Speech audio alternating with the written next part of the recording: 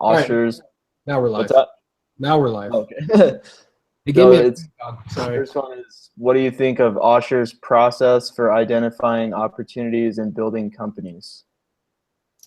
Um, Identifying opportunities and building companies. I think they've done a few good things. First, I know his process is to keep it simple. I think that's a good idea, especially when you're a brand new company and when you are competing against the big dogs.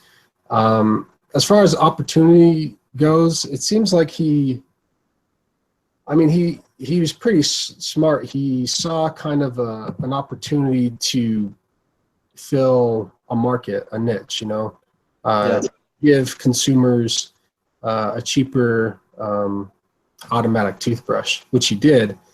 And so now he's kind of weighing out the decision: do I just keep growing, or do I license this to Procter and Gamble?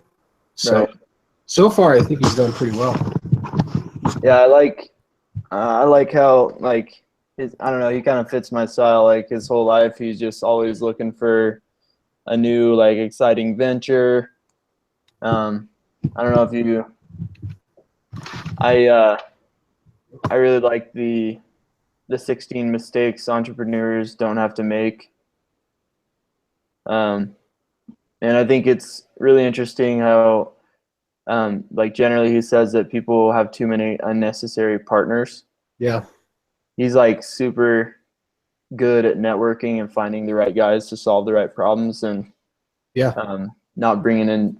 He's willing to do the work himself, and he doesn't need to split the pie with a lot of people. yeah. I think he's really smart in that way, because I mean, a lot of books that I've read, like one of the first steps of leadership is picking the right people, and so he's trying to get people who are overqualified, people who can fill the position of many people. Keep costs down and make good decisions. So cool. Yeah, Next question. sure. Who is John Osher, and how does he come up with ideas? Why don't you start with that one? He's a Harvard graduate, right? And he was an entrepreneur even in college. He sold two profitable businesses, I think, while he was like a college age dude. Yeah, Um, and so, he was like selling secondhand clothes, and um, then he had like a bunch of jobs. I think he's a humble guy. I don't think he's. I think that's one of his strengths. Like it seems like he's willing to go on the ground floor and be a plumber for a while just to like wait till he has the right idea to go do what he wants. hmm, So I don't think he doesn't always have to go after like the sexiest products. Like he did baby toys, he did all kinds of different stuff. So it looks like he graduated from Boston University with a degree oh in yeah, psychology, okay, which I think is interesting. It because like you said, in his early life, he had an inkling towards entrepreneurship, um, and so perhaps his psychology degree kind of gave him a natural ability to do marketing, kind of think, the way people think and what they might want. And yeah, he's had a lot of good experience with cat toys, and he seems like the kind of person that, well, here it says that he's, relentless. He's a hard worker, and as far as I know, he also he keeps his eye out, and is kind of always aware of opportunities, because his CFO that he took on was working with him in Cap Toys. So seems yeah, like an observant, smart guy. yep,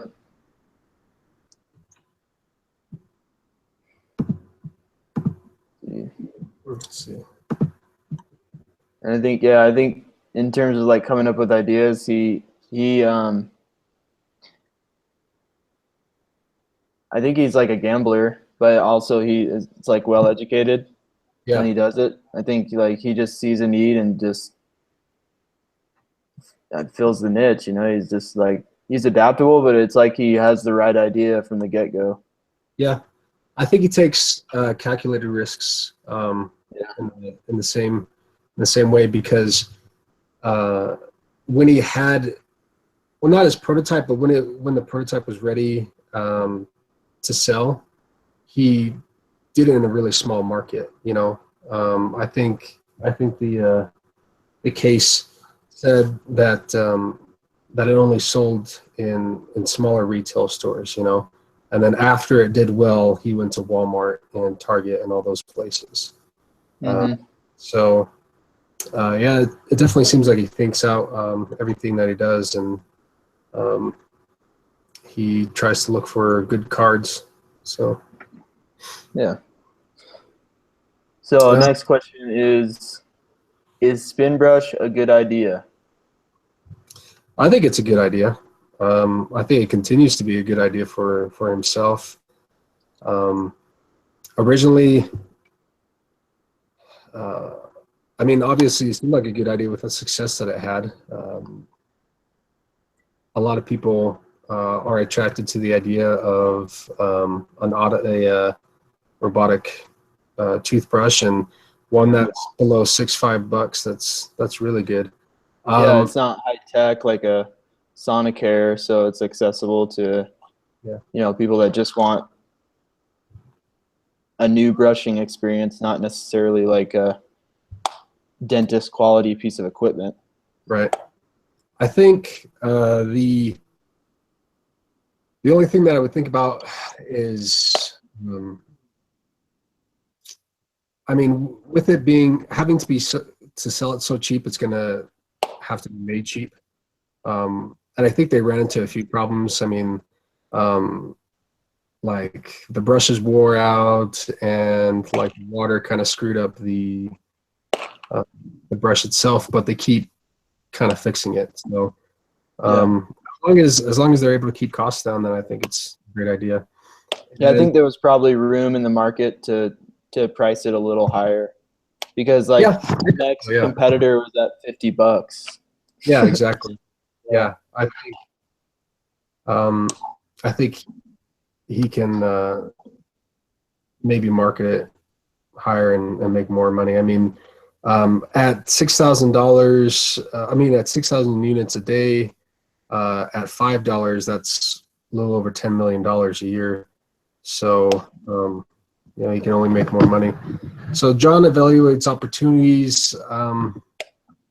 It seems like he evaluates them in every other way. It's kind of calculated. He's thinking about licensing, but he's also thinking about the opportunity to just kind of let it grow within the company. Mm-hmm. I guess there's a second part of this question that says, how does John evaluate opportunities? I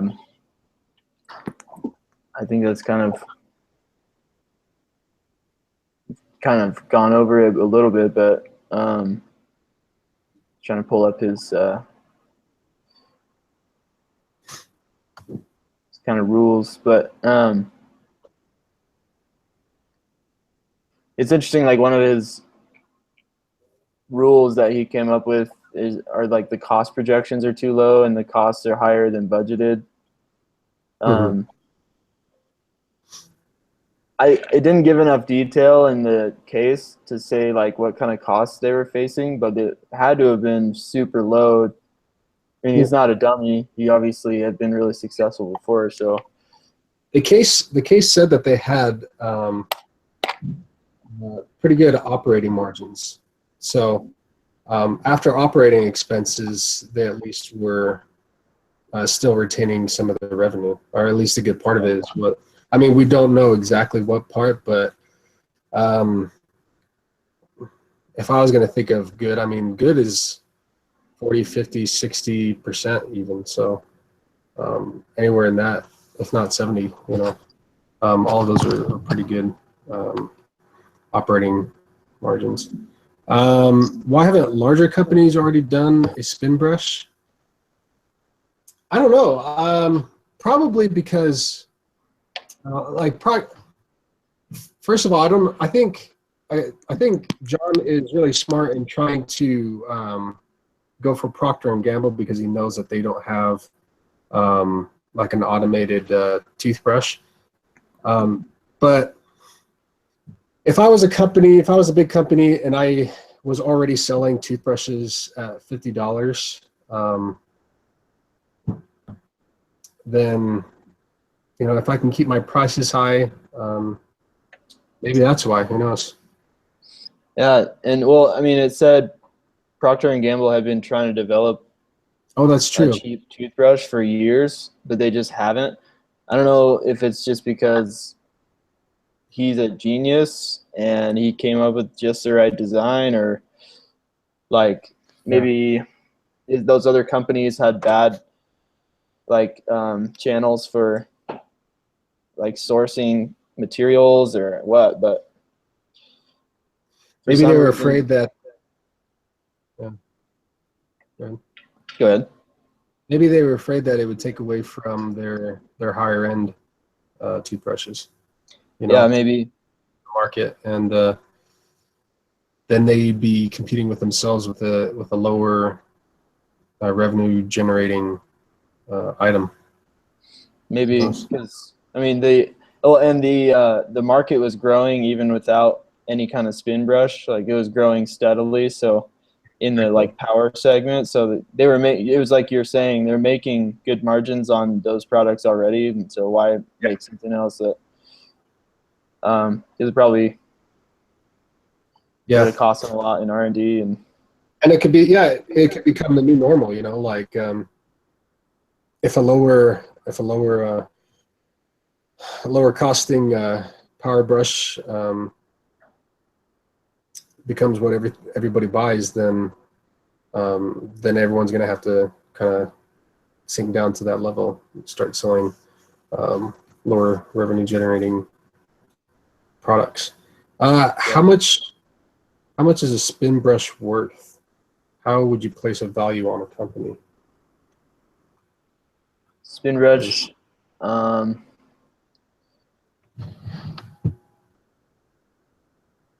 yeah, I mean, I estimated in my case that if Crest were to take on spin brush, they would start out the first year with 5% market share, and then the growth rate would be 50% a year. Mm-hmm. And so by the third year, they'd be at like 15% and then 20. So I think spin brush is worth, just in revenues in the first year, 5% would be, I can't remember what I calculated, it was something like 20 million. Yeah. Something like that. What's up? I think the market value for it is pretty high. I think it was 0.2% or 0.6% that it had overall in its first quarter compared to all the other power brushes. But for the first quarter, that's pretty significant. Yeah. I mean, it jumped right in there. He's already got huge distributors, Walmart and all those others. So I just think that the only thing that stopped him from just completely exploding was awareness. And brand, like the trust in the brand. Yeah. So if you slap Crest on there, I think like Crest they've been looking for a way to like take market share away from Gillette and Palmolive. So plus I don't know what kind of capacity he has. Right. I mean, if the demand went up, is he going to be able to keep up with it? And I think that's probably a question he's asking himself. They mentioned that as one of the concerns, and plus they don't have any margin left over to do any marketing. Like all those sales, 6,000 a day is without any marketing.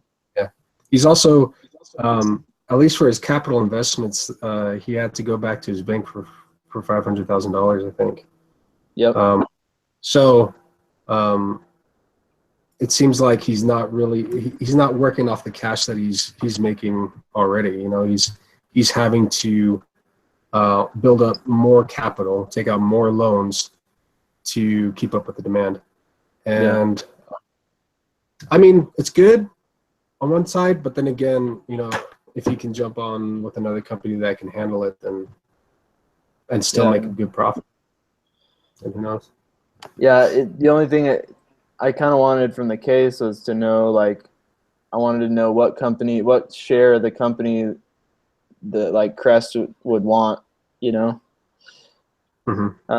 That's what made it hard to make a decision, because like even if they wanted like 60% of his company, or the royalties would be at 60%, he would still make more money than doing it on his own. Yeah. So I was curious what they would, you know, charge him to use their brand. So I guess that leads into the next question. Do you think then John should license? Yeah, I think 100%. If Crest won't do it, license it with somebody, and then just leverage all their partners and take it and get shelf space, and just totally, because it's basically a brand new market segment. It's a hybrid between manual and power brushes, and it's never been seen before, and everybody loves it already. So it's pretty hard to go wrong. I mean, the only thing that's stopping it is marketing the product, getting it positioned in the right spot, or placed in the right spot in the stores, and moving more product. I think it's a pretty easy question to analyze, or at least answer. All you have to do is, you know, forecast what you think you can make with, like if you wanted to do it on your own in your company, how fast you can keep up with demand. Do you have the capacity to do so? If you do take out loans and all those liabilities, are the assets, or is the cash flow going to outweigh all those things? And then just compare that with the profit that you are going to make by licensing. So, I haven't completely done the math on all of that. So, yeah, if you can make more money doing, you know, licensing it, then that's good. I guess it's just, some people hold on to things because, you know, some CEOs hold on to things because it's their baby, you know. They don't want to let it go to another company. But I think he should hold on to the rights, you know, of the product. But the brand, he basically just purchases a brand from, or using, you know, license the brand. And remind me, did he get a patent on it already? Yeah, so that's what's unique, is he's got a patent on the product and the packaging. So like the Try Me button and stuff like that for the toothbrush, that's the key to what, you know, the sell of that thing. That's his leverage negotiation. Right. Yeah. So he's got the patents. It's not like they can, you know, but I mean, they could copy his general idea. So, yeah, that's it. That's kind of the risk assessment I did on my case. Was, you say they might demand to buy the company outright, and if they say no, then Crest will just throw everything they have into building a new toothbrush. Yeah. And then they'll be totally screwed because they don't have the awareness. Right. But so I think he should be prepared to sell if it comes down to it. But I think not until he talks to multiple companies. Yeah. About using their brand. Yeah. What do you do for your what's it called? Your exhibit on your case, or did you do the case yet? No, I haven't. I haven't done the case yet. Yeah, it took me a little while. Yeah, I'm going. I know what I have to do. Like, it took me like it took me several hours just to kind of understand what exactly I need to put down, and I'm going through Brother Crawford's videos, which are pretty helpful. So, I'll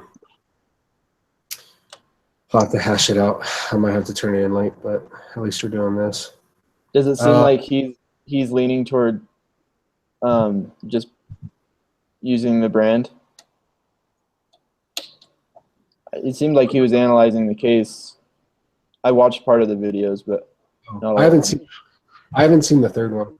Oh. I watched the first and second one. So, yeah, I don't know. We'll see what he does. Last few questions.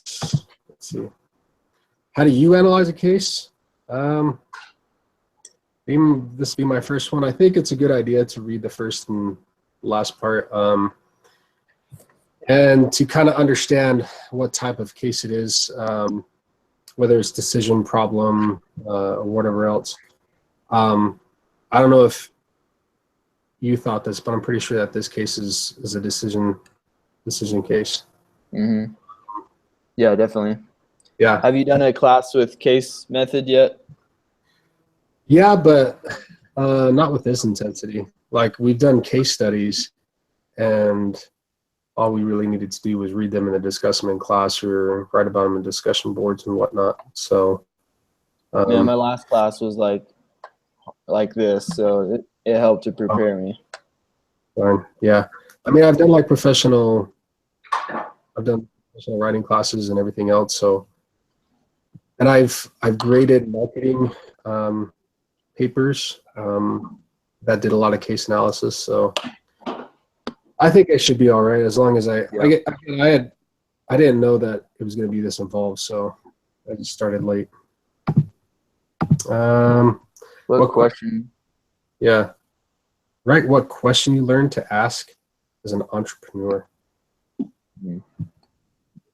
Honestly, as an entrepreneur, the first thing I analyze or ask is, is there a market for it? For whatever product it is. Yeah. Have you done IBC yet? Yeah. Yeah, we did those rubber balls where you run into each other. Oh, yeah. I heard about that. Last year. Yeah, we did Hot Diggity. Did you ever see that in the Hot Diggity? Yeah. I've been online mostly for. Oh, really? So. Yeah. So we were in the Smith and we did pretty good. And one of the questions they ask is, who are your consumers? Do they want it? Is it ready for the market? And as long as you have a good product, if you think about if you know that there's a market for it and it's a good product that fills the need, then everything else you can just hash out, whether it's finance or anything else, as long as the product sells. So yeah, that's what I ask. For sure. Well, I don't know how long it's supposed to be, but. Well, it was long enough, I think. Yeah. I'm going to click stop broadcasting, and I'll talk to you afterwards just to see if I turn it in correctly. Sure. All right. See ya. Yep.